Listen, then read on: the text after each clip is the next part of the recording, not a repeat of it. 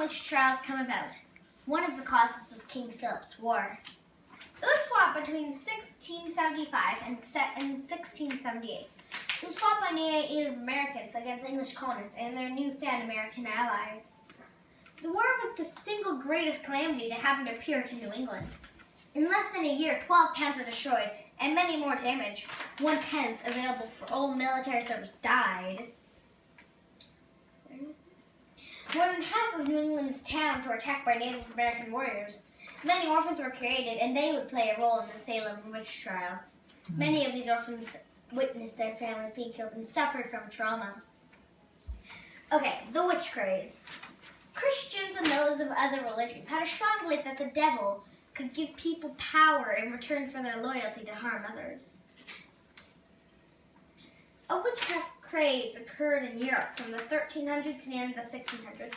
Tens of thousands of supposed witches, mostly women, were executed. Though the Salem trials came just as the European craze was winding down. Salem witch trials.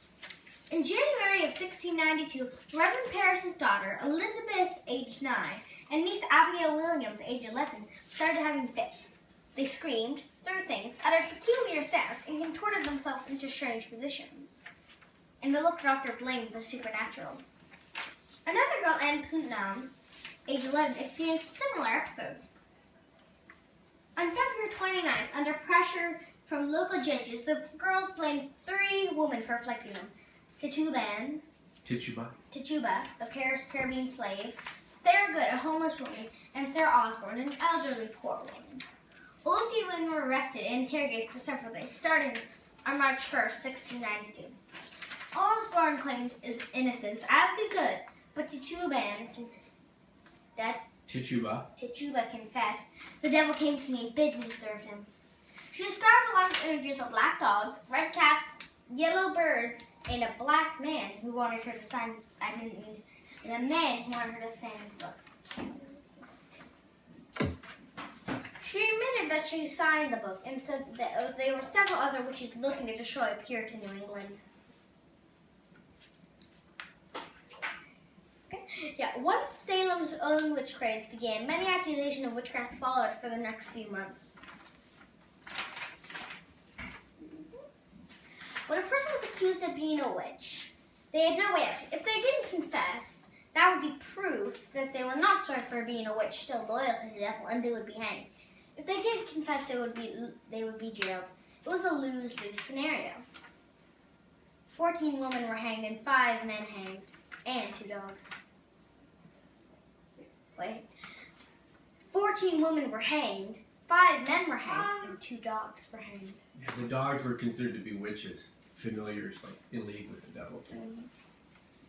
And 2 dogs, those 2 dogs they thought were witches. MaryOsgood case.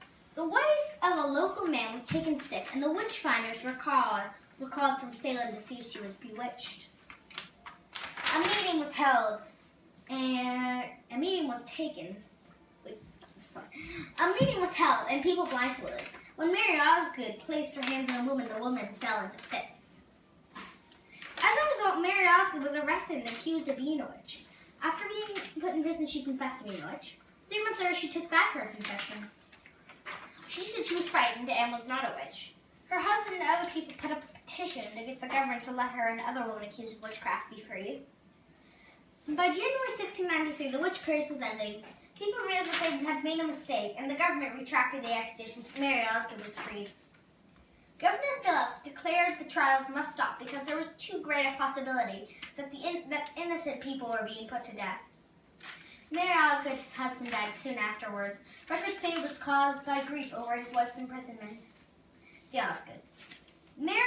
Osgood lived well into her 80s. Her descendants fought in the American Revolution. Jeremiah Osgood moved from America to Buckingham, Quebec in 1860. He had 2 children, William Osgood, who was killed fighting against Louis Riel in the Northwest Rebellion, and Elle Osgood, who was my great-great-grandmother. Thank you. Yay! Woo! Good work.